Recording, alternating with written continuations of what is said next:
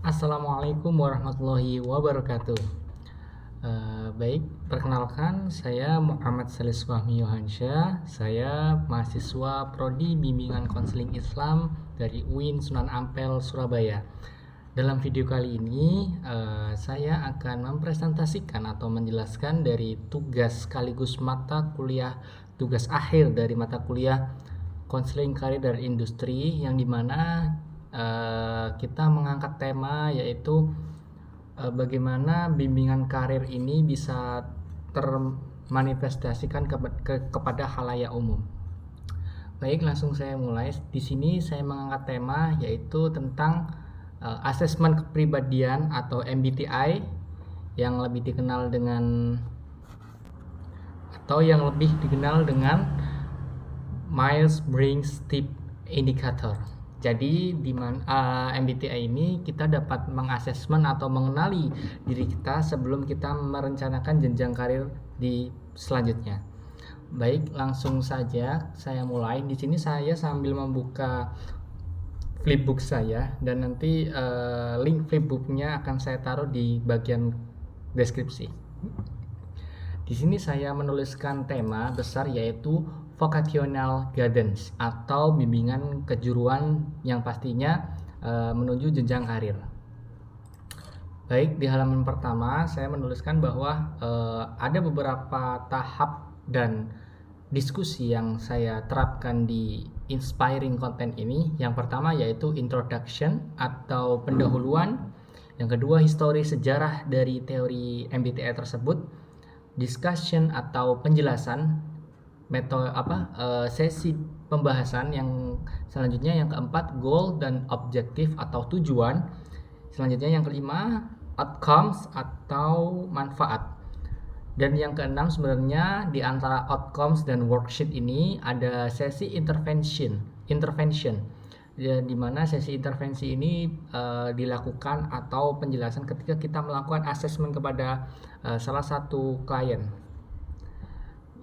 Lalu di bagian selanjutnya dari intervention adalah worksheet. Di sini saya juga menuliskan beberapa contoh ketika kita melakukan assessment bimbingan karir.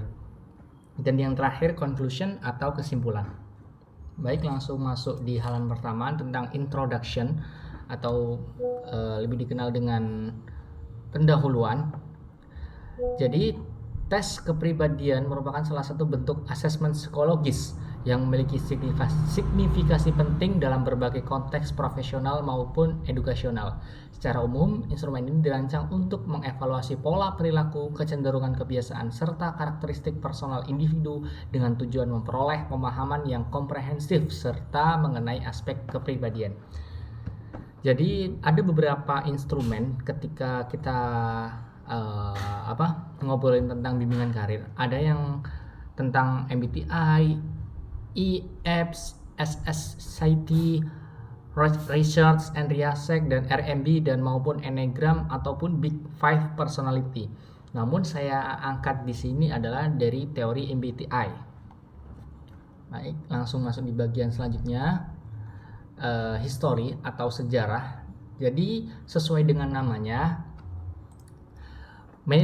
Myers-Briggs Type Indicator atau MBTI, teori ini dikenalkan oleh Catherine Briggs dan Isabel Myers, di mana seorang Catherine Briggs ini adalah seorang ibu dari Isabel Myers. Teori MBTI ini dikembangkan pada tahun 1940-an, yang dikembangkan oleh Catherine Briggs atau ibu dari Isabel Myers. Lalu setelah lebih beberapa tahun, Myers-Briggs kemudian melanjutkan dan memperluas kajian tersebut, yang salah satunya melalui eksperimen naratif dalam novel misteri berjudul Murder Yet to Come, yang menggambarkan penerapan konsep tipologi kepribadian dalam pengembangan karakter tokoh. Lalu tidak lama kemudian, berjenjang setelah munculnya teori MBTI ini, ada seorang tokoh yang mengembangkan dari teori MBTI ini. Siapa? Yaitu Carl Gustav Jung, atau kita bisa lebih mengenali beliau dengan bapak tokoh dari teori psikoanalisa. Carl Gustav Jung mengemukakan bahwa konsep mengenai fungsi mental dan orientasi psikologis yang membedakan cara individu menerima informasi, memproses pengalaman, dan mengambil keputusan. Jadi Jung ini mengemukakan atau mengembangkan teori MBTI ini tidak hanya kita untuk mengenal diri, tapi juga bisa membuat keputusan yang berlanjut, terutama di bidang pengembangan karir. Baik, selanjutnya yaitu sesi diskusi atau sesi pembahasan. MBTI terdiri dari 4 dimensi utama yang berlawanan, yakni yang pertama extrovert versus introvert, yang kedua sensing versus intuition, yang ketiga thinking versus feeling, dan yang keempat judging versus perceiving. Kombinasi di antara dimensi-dimensi tersebut menghasilkan 16 tipe kepribadian yang berbeda. Di dalam layanan konseling karir, termasuk pengujian dan evaluasi, bukanlah sekedar kegiatan netral, melainkan profesi yang aktif didasarkan pada nilai-nilai yang mengarahkan pada keyakinan tentang apa yang benar dan bagaimana mencapainya. Jadi ketika kita bisa mengenali tipe-tipe kepribadian dalam diri kita, lalu kita cocokkan dengan bagaimana layanan dalam konseling karir, insya Allah itu akan menjadi satu bimbingan karir yang kita bisa kenal lebih lanjut untuk atau sebelum kita melanjutkan di bidang karir yang berikutnya. Lalu selanjutnya ada goal dan objectives, atau di sini saya menuliskan bahwa ada manfaat ketika kita bisa mengenali diri kita dari teori MBTI ini. Yang pertama pastinya mendukung eksplorasi dan penetapan arah karir, mengoptimalkan pengambilan keputusan karir yang rasional dan terstruktur, dan juga baik. Selanjutnya outcomes atau manfaat. Selain ada tujuan ketika mengenal MBTI, manfaat dari mengenal MBTI juga banyak. Saya mengambil 3 di sini, yaitu yang pertama pastinya kita bisa mengenal kepribadian diri kita sendiri, yang kedua menemukan karir yang tepat, dan yang ketiga mampu merefleksikan dan pengambilan keputusan secara efektif. Jadi kalau kita bisa mengenali diri kita sendiri, lalu menemukan karir kita yang tepat, dan juga pasti kita juga bisa dalam situasi tertentu kita bisa mengambil keputusan yang tepat untuk jenjang karir kita. Masuk di tahap intervensi, saya menuliskan ada 6 tahapan yang saya tuliskan di sini di flipbook saya. Yang pertama yaitu yang pasti sebelum kita melakukan sesi konseling ataupun sesi assessment, kita perlu mengidentifikasi tipe kepribadian dari klien. Yang kedua ada eksplorasi makna preferensi MBTI. Ketiga, pemetaan minat, nilai, dan kemampuan dengan hasil MBTI. Yang keempat, eksplorasi pilihan karir dan alternatif. Yang kelima, perencanaan karir atau career planning. Yang keenam maksudnya evaluasi tindak lanjut dan penyesuaian. Ada 6 yang saya tuliskan. Baik, saya lanjut di worksheet atau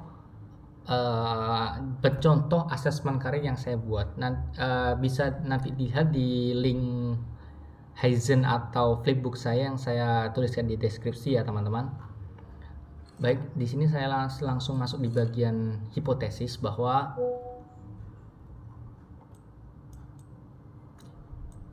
secara teoritis pendekatan MBTI dalam asesmen karir berlandaskan pada hipotesis bahwa tipe kepribadian berperan signifikan dalam membentuk kecenderungan individu terhadap pilihan karir, gaya belajar, dan pola pikir adaptasi dengan lingkungan profesional.